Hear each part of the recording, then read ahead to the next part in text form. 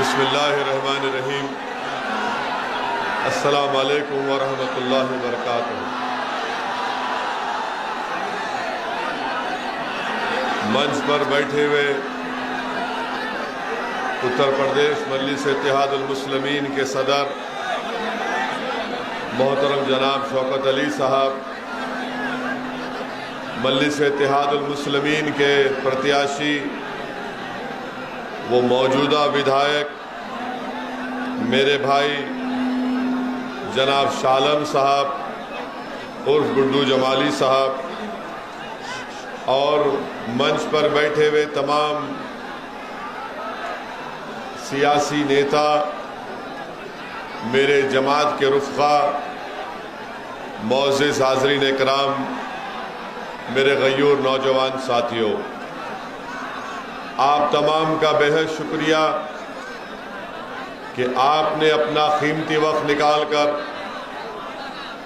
आज के इस मीटिंग में शिरकत की और यकीनन इतनी बड़ी तादाद में, ये जो हज़ारों की तादाद में इंसानी सरों का समंदर नज़र आ रहा है, वो इस बात का पैगाम देता है कि इंशाअल्लाह ताला 7 मार्च के दिन आप तमाम लोग एक होकर मुत्तहिदा तौर पर एक सीसा पिलाई हुई दीवार की तरह आप जालिमों को शिकस्त देंगे, फिरका परस्तों को शिकस्त देंगे और इंशाअल्लाह यहाँ से आप गुड्डू जमाली साहब को दोबारा मुबारकपुर से अपना विधायक बनाएंगे। मेरे अजीज दोस्तों और बुजुर्गों, हमारे क़मर कमाल साहब आजमगढ़ सदर के मजलिस के प्रत्याशी हैं, अब्दुल्ला साहब गोपालपुर से मजलिस के प्रत्याशी हैं, अब्दुर्रहमान निज़ामाबाद से मजलिस के प्रत्याशी हैं, जावेद आलम दीदारगंज से हैं, पंकज मौर्य सगड़ी से हैं और महेंद्र प्रताप सोंकर साहब जो जन अधिकार पार्टी बाबू सिंह कुशवाहा साहब की है, वो मोहम्मदाबाद से प्रत्याशी है, उनका निशान गैस का सिलेंडर है। हमारे ज़िला सदर नदीम साहब, विधानसभा सदर शालम साहब, यूथ सेक्रेटरी अयाज अहमद साहब। मेरे अजीज़ दोस्तों और बुजुर्गों, मैं सबसे पहले मोहतरम जनाब शालम साहब का और गुड्डू जमाली साहब का दिल की गहराइयों से शुक्रिया अदा करता हूँ कि उन्होंने मजलिस इत्तेहादुल मुस्लिमीन के उम्मीदवार बनने के लिए राज़ी हुए और उन्होंने मुबारकपुर की सरजमीन पर मजलिस इत्तेहादुल मुस्लिमीन के परचम को बुलंद किया। मैं उनको मुबारकबाद देता हूँ और उनका शुक्रिया भी अदा करता हूँ।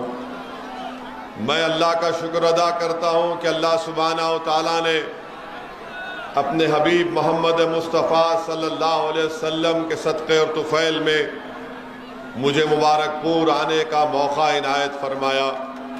ये मेरी खुशकिस्मती है कि मैं मुबारकपुर के इस मुबारक सरजमीन पर आप जैसे मुबारक लोगों के दरमियान में खड़े होकर मुझे अपनी बात कहने का मौका मिल रहा है।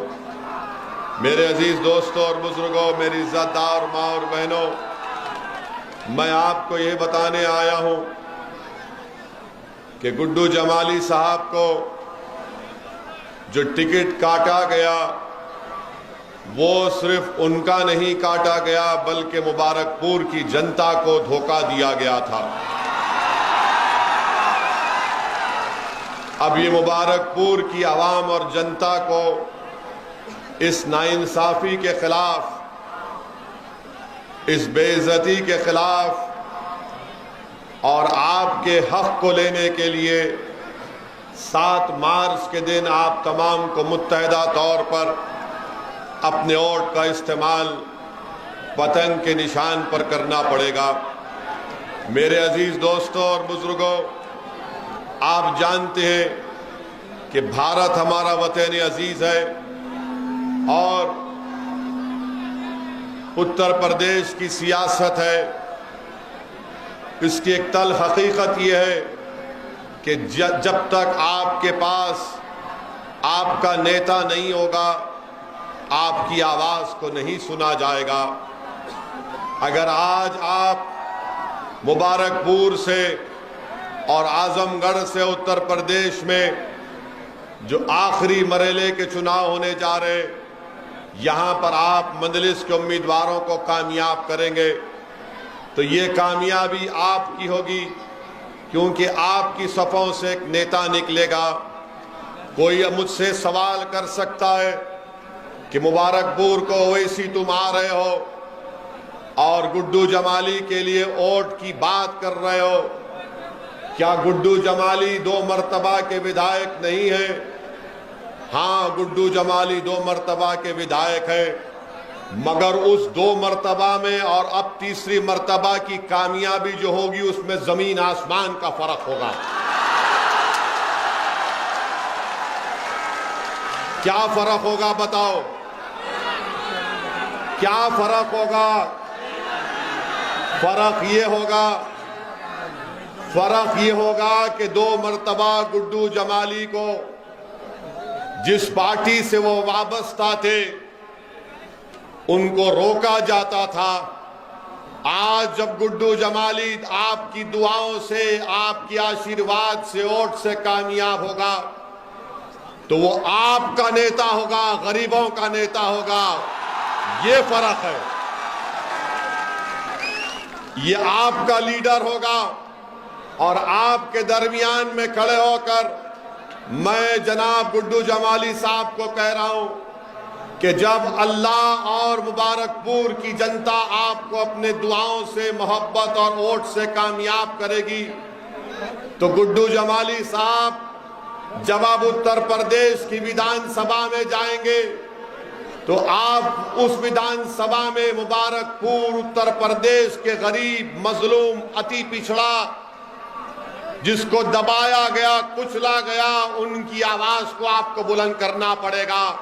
उत्तर प्रदेश की विधानसभा को मजलूमों और कमजोरों की आवाज उठाना पड़ेगा और मुझे यकीन है कि इंशाअल्लाह ताला गुड्डू जमाली मुबारकपुर की आवाम को शर्मिंदा नहीं करेंगे बल्कि आपकी आवाज को उठाएंगे। तो अब आपको मालूम हो गया कि अब आप गुड्डू जमाली को जब वोट डालेंगे तो अपने नेता के लिए वोट डालेंगे। कल तक गुड्डू जमाली आपके पास आते थे तो किसी और नेता के बारे में आप उनको एक सत्ता देते थे। आज ये आपकी लड़ाई है, गुड्डू जमाली की लड़ाई नहीं है। ये आपको नेता बनने की लड़ाई है।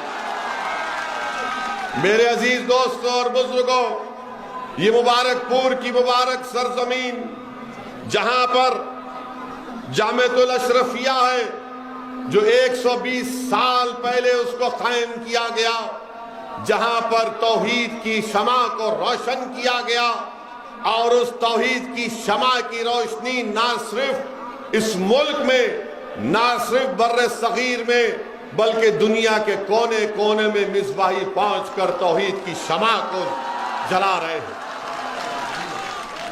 मेरी खुशकिस्मती है कि मुबारकपुर में जामिया अरेबिया अहयाल उलूम, मदरसा अरेबिया दारुल तालीम और मदरसा बाबुल इल्म भी है।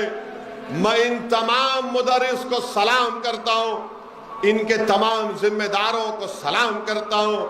इनके बुजुर्गों को अगर मौका मिलेगा तो मैं बजाते खुद जाकर उनके हाथ को चूमूंगा और उनके हाथ को लेकर अपने सर पर रखूंगा। और अगर वो इजाजत दे तो मैं इन उलमाओं की जूतियों को अपने सर पर उठाकर रखूंगा कि वो जो खिदमत अंजाम दे रहे हो उसको बयान करना भी अल्फाज का नाकाफी हो जाएंगे। मैं सिर्फ दुआ करता हूं कि अल्लाह हमारे उलमाओं को, हमारे मुहद्दिसीन को, मुफ्तियों को अल्लाह सलामत रखे, अल्लाह उनके इल्म से और फैज जारी कराए। मेरे अजीज दोस्तों और बुजुर्गों, जो अहम बात आपके सामने मैं करना चाह रहा था कि इत्तेहाद है, मुत्तहिद रहिए। अगर गुड्डू जमाली को या मजलिस के प्रत्याशियों को कामयाब करना है तो आप तमाम को मुत्तहिद होना पड़ेगा, इत्तेहाद को मजबूत करना पड़ेगा। और याद रखिए हमारी इस बात को कि इत्तेहाद जिंदगी है, इत्तेहाद जिंदगी है और इंतशार मौत है। तो इत्तेहाद जिंदगी देता है और इंतशार मौत देता है। मैं आपको ये बताने भी आया हूं कि असदुद्दीन ओवैसी सरजमीन दखन से जरूर आ रहा है, मगर मैं कोई आला परिवार या आला खानदान या कोई नवाब खानदान से निकल कर नहीं आया हूं। मेरे बुजुर्ग वकालत करते थे, आम आदमी थे, मेहनत और जुस्तजू की, कुर्बानियां दी, जेल की सोबतें बर्दाश्त की, जालिम हुकूमतों के जुल्म को बर्दाश्त किया, मुकाबला किया। हमने पुलिस के जुल्म का शिकार हुए। आज असदुद्दीन ओवैसी जो तुम्हारे दरमियान में मुबारकपुर में खड़े होकर मैं अपनी बात को रख रहा हूं, मेरा सियासी सफर आसान नहीं था, मुझे भी जेल जाना पड़ा। मैं कोई रईस जादे का बेटा नहीं हूं, मैं एक गयूर मुसलमान का बेटा हूं जिसने मुझे ये सिखाया कि हालात का समझौता नहीं करना, जिसने मुझे सिखाया कि सच्चाई को बयान करना, चाहे वो नमरूद का दरबार हो, चाहे फिरौन का दरबार हो, चाहे वक्त का हुक्मरान यजीद हो, मगर बात अपनी सच्चाई से करना। ये आज जो तुम्हारे सामने दीवाना खड़े होकर बोल रहा है, एक नहीं 4-5 मर्तबा मुझे जेल को जाने का मौका मिला और हम 5 मर्तबा हजरत पुलिस के दामाद बनकर जेल में थे। और हजरत पुलिस ने हमको 22 सितंबर 1999 को पुलिस ने हमारी विधानसभा में हमको मारा, पीटा, रोड पर गिरा कर हमको मारा, हमारे सर पर 18 टाके लगे, हमारी पीठ और पैर खून से लहूलुहान हो गई। आज हमारा सफर आसान नहीं था। याद रखो मेरे अजीज दोस्तों और बुजुर्गों, जो सच्चाई के रास्ते पर निकलता है, जो अल्लाह रब्बुल इज्जत को खुश करने के लिए निकलता है, उसके रास्ते में तमाम बातिल ताकतें अपने कांटे बिछाते हैं, मगर जिसका अज़म और हौसला और नीयत में इखलास होगा, परवरदिगार उनको कामयाब और कामरान करता है। मेरे अजीज दोस्तों और बुजुर्गों, चंद बुज़दिलों ने यह समझा कि ओवैसी की गाड़ी पर गोलियां चलाकर उसकी आवाज को बंद कर देंगे।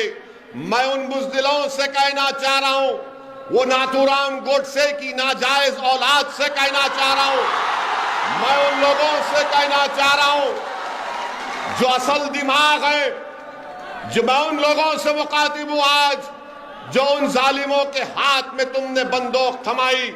अरे याद रखो, 4 गोलियां चलाओ या लाखों चलाओ, ओवैसी की जबान बंद नहीं होगी।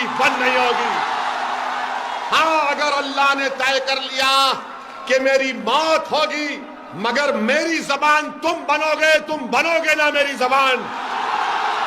मेरी इस दुनिया से चले जाने के बाद भी आप मेरा काम करोगे। ये मेरा काम नहीं, आपका काम है। क्या आप डरोगे? क्या आप गोलियों से डरोगे? क्या आप जालिमों से डरोगे? क्या हुक्मरानों से डरोगे? क्या तुम मोदी से डरोगे? क्या तुम अखिलेश से डरोगे? किससे डरोगे बताओ फिर? किससे डरोगे? तुम जब अल्लाह से डरते तो गुड्डू जमाली तुम्हारा क्या बना बताओ? तुम्हारा भाई, तुम्हारा बेटा, तुम्हारा चचा बना। जब तुम रब्बे करीम की मोहब्बत का दावा कर चुके तो तुमने गवाह बना दिया जमीन और आसमान को। तो 7 तारीख के दिन डरना नहीं, पुकार कर जाना पोलिंग बूथ को, हिम्मत से जाना पोलिंग बूथ को और पतंग के निशान पर बटन दबाना, यह कहकर कि मैं यहां का विधायक बनने वाला हूं। करेंगे ना आप? करेंगे ना आप? मेरे अजीज दोस्तों और बुजुर्गों,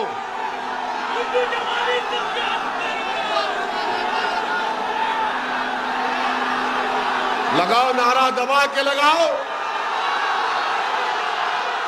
झूम कर लगाओ, मस्त होकर लगाओ, पूरा मुबारकपुर में आवाज जाए, पूरे आजमगढ़ में जाए, पूरे यूपी में जाए, मोदी के कानों में जाए, अखिलेश के दिल में जाए। लगाओ नारा दबा के। मेरे अजीज दोस्तों और बुजुर्गों, मेरे अजीज दोस्तों और बुजुर्गों, अब हमारी थोड़ी बात सुन लीजिए।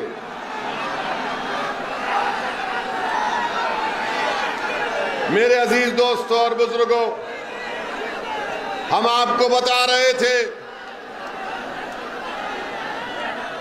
कि कोई आपसे कहेगा हमारे जाने के बाद, कोई कहेगा कि अगर गुड्डू जमाली या मजलिस के 8-10 प्रत्याशी जीत जाएंगे, विधायक बन जाएंगे तो क्या होगा? आप उनको बताना, उनको आप पैगाम देना, और जिसके दिलो दिमाग में ये बात है उन तक हमारी बात पहुंचा देना कि भारत की पार्लियामेंट में 540 की ऐवान है, जिसमें मजलिस इत्तेहादुल मुस्लिमीन के 2 सांसद हैं। कितने हैं? 2 हैं। और जब दोनों में से एक खड़े हो जाते हैं पार्लियामेंट में आपकी बात करने के लिए, आपके इंसाफ की बात करने के लिए, गरीब, मजलूम, अति पिछड़ा, दलित की बात करने के लिए, तो क्या होता है? हम जब खड़े हो जाते, जब दलित की बात करने के लिए, अंबेडकर के संविधान को बचाने की जब बात हम करते हैं, तो बीजेपी के 306 एमपी खड़े होकर ओवैसी को बोलते हैं बैठ जा, बैठ जा, बैठ जा। तो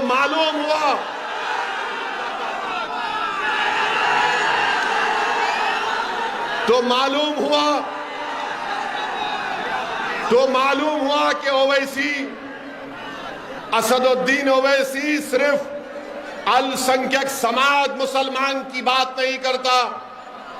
असदुद्दीन ओवैसी सिर्फ दलितों की या अति पिछड़ा आदिवासियों की बात नहीं करता। असदुद्दीन ओवैसी जो कमजोर है उसको ताकतवर बनाने की बात करता था और करता रहेगा। हमने कभी भी मजहब के नाम पर भेदभाव नहीं किया।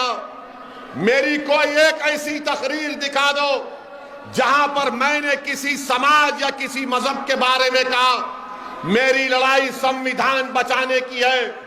अगर जुल्म हमारे हिंदू भाई पर होगा तो मैं मुबारकपुर के हिंदू भाइयों से कहना चाह रहा हूं कि जिस तरह जो वैसी यहां खड़े होकर कह रहा है तुम पुकारो, मैं दौड़ता हुआ तुम्हारे साथ खड़ा हो जाऊंगा तुम्हारी लड़ाई लड़ने के लिए।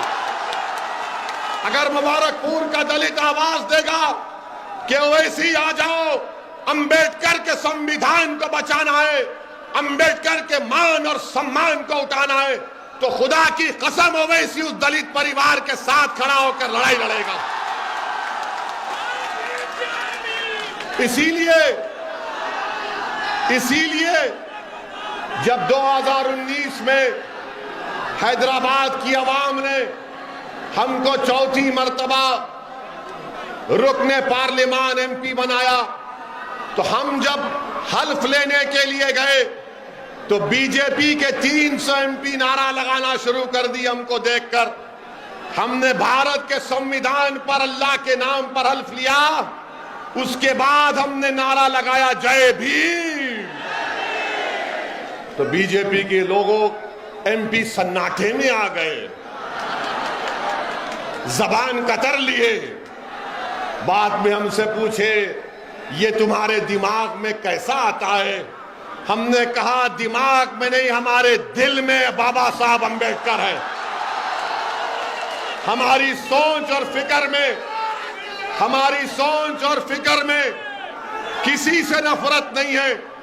हम कमजोरों को मजबूत बनाना चाहते हैं, हम कमजोरों को ताकतवर बनाना चाहते हैं। जिस पर जुल्म हो रहा उसके जुल्म को रोककर मजलूम को इंसाफ दिलाना चाहते हैं। यही लड़ाई मजलिस इत्तेहादुल मुस्लिमीन की है। मेरे भाई, आज का 2 मार्च का दिन मेरे लिए एक बहुत ही मुबारक दिन है कि आज मेरी जमात मजलिस इत्तेहादुल मुस्लिमीन के अहिया के 64 बरस हो चुके हैं। अल्हम्दुलिल्लाह। लोग आपसे पूछेंगे कि मजलिस ने हैदराबाद में क्या किया। हमारे पास हैदराबाद में मजलिस ने 7 विधायक हैं, कोई मंत्री नहीं है, कभी सत्ता में नहीं गए, ना जाएंगे, मगर हमने जिनसे वोट लिया उनके लिए हमने मेडिकल कॉलेज को कायम किया। कब कायम किया? 40 साल हो गए मेडिकल कॉलेज बनकर, इंजीनियरिंग कॉलेज बनकर, MBA, MCA, school of nursing, pharmacy, architecture college और 2-2 बड़े अस्पताल चलाते हैं जहां पर कम से कम पैसों में गरीबों का इलाज किया जाता है। और लोग फिर बोलेंगे ओवैसी के भाई अकबरुद्दीन की भाषण के बारे में बोलते हैं। तो आपको बता रहा हूं कि अकबरुद्दीन ओवैसी ने अपनी विधानसभा में अकबरुद्दीन ओवैसी ने वहां पर एक सिम्हावानी महाकाली टेम्पल है और एक जंगममेट में राघवेंद्र मंडपम है। अकबरुद्दीन ओवैसी ने हमारे प्रदेश के मुख्यमंत्री से मिलकर इस मंदिर के हमारे हिंदू भाइयों से, सरकार से उन्होंने 4 मल्टीपर्पस फंक्शन हॉल सरकार से मंजूर करवा। इन 2 मंदिरों के लिए 20 करोड़ सरकार ने मंजूर किए। ये हम पर इल्जाम लगाते हैं कि ओवैसी भड़काऊ भाषण देता है, मगर मेरे अजीज दोस्तों और बुजुर्गों, आज आपको बताएंगे कि हमारे जाने के बाद इब्लीस की औलाद आएगी।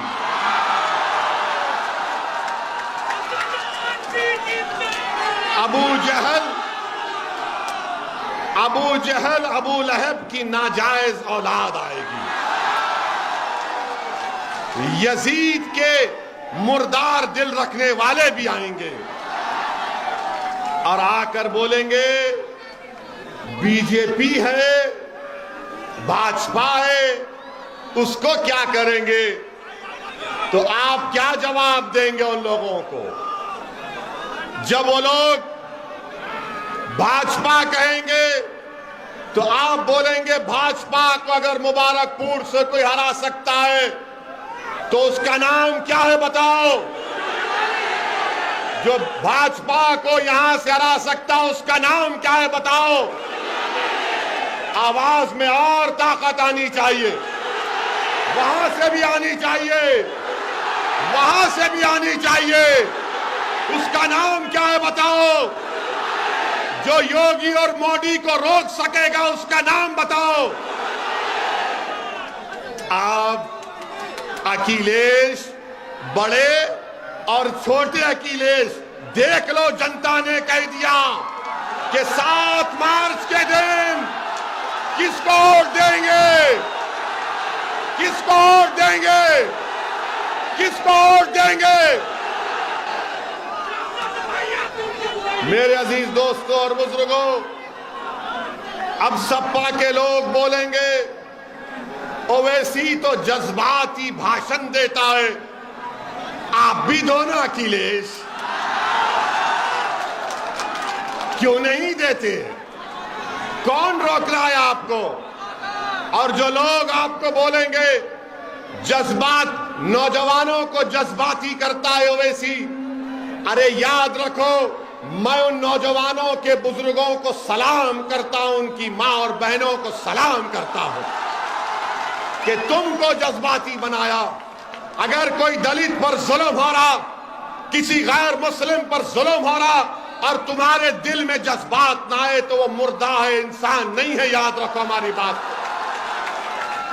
मेरे अजीज दोस्तों और बुजुर्गों, समाजवादी पार्टी अखिलेश यादव, जब इनसे पूछा गया कि कर्नाटका की उस बच्ची ने जो हिजाब और निकाब पहना उस पर कुछ बोलो, तो क्या अखिलेश बोले? अखिलेश कुछ बोले? जब अखिलेश से पूछा गया मुस्लिम वोट के बारे में बोलो, तो क्या अखिलेश बोले? अखिलेश नहीं बोले। क्यों नहीं बोले? क्यों नहीं बोले? इसलिए नहीं बोले कि अखिलेश जानते हैं कि आप कैदी हैं उनके। क्या आप उनके कैदी हैं? क्या आप दरी बिछाएंगे? क्या आप दरी बिछाएंगे? क्या आप गुड्डू जमाली को कामयाब करेंगे? क्या आप अखिलेश को हराएंगे? ये बात है, ये बात हुई है। मेरे अजीज दोस्तों और बुजुर्गों, आप थक तो नहीं गए, बोर तो नहीं हुए? वैसे अब यहां हम आपको बता रहे हैं, कल शाम में बाद मगरिब बाबुल इल्म में हम फिर आएंगे भड़काऊ भाषण देने। आप आएंगे? आप आएंगे? You love me, I love you also.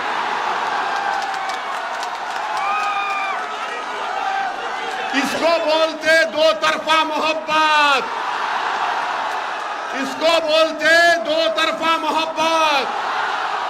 Akhilesh को खाली एक तरफा मोहब्बत मत करो, अपना भाई है उसका साथ दो, गुड्डू जमाली को कामयाब करो।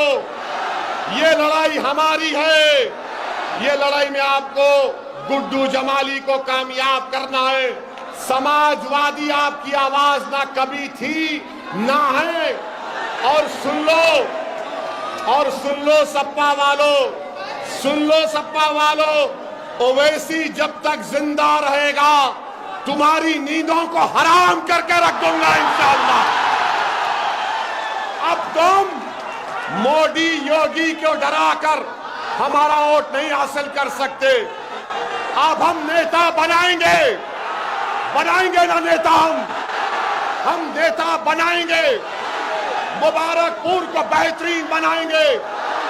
और अगर कोई इब्लीस आकर बोलता है, भाजपा का नाम लेता है, डराता है, तो क्या आप डरेंगे? और जब थोड़ा डर होगा तो उस कर्नाटका की बच्ची ने क्या नारा लगाया था जब बलवाइयों ने घेर लिया था उसको? क्या नारा लगाया था उस बच्ची ने? क्या नारा लगाया था उस बच्ची ने? क्या नारा लगाया था उस बच्ची ने? तो सुन लो भाजपाइयों, हम जब तक जिंदा रहेंगे दाढ़ी और टोपी पहनेंगे। हमारी बेटियां अगर चाहेंगी तो हिजाब और निकाब करेंगी। तो लगाओ जोरदार नारा, गुड्डू जमाली, गुड्डू जमाली।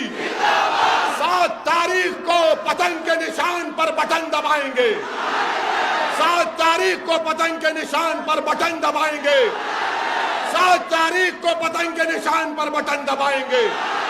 अपने नेता को बनाएंगे, अपने नेता को बनाएंगे, अपनी आवाज को उत्तर प्रदेश में पहुंचाएंगे। अस्सलाम वालेकुम व रहमतुल्लाहि व बरकातुहू।